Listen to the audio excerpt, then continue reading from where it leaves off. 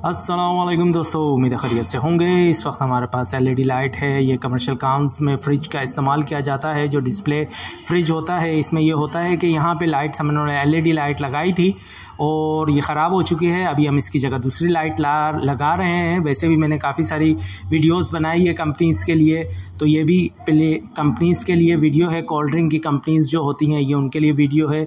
चाहें तो इसको दूसरे पर्पस में भी इस्तेमाल की जा सकती है, लेकिन ये कोल्ड ड्रिंक्स बनाने की कंपनीज़ के लिए एक ज़बरदस्त लाइट है।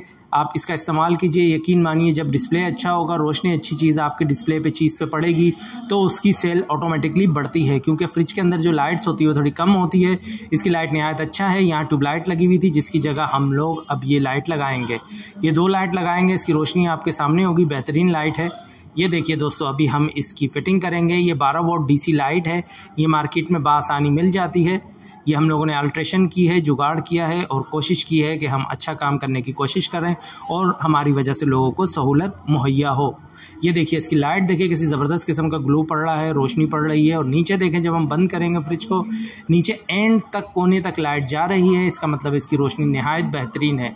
उम्मीद है दोस्तों वीडियो अच्छी लगी होगी। अपना ख्याल रखिएगा। अल्लाह हाफिज़।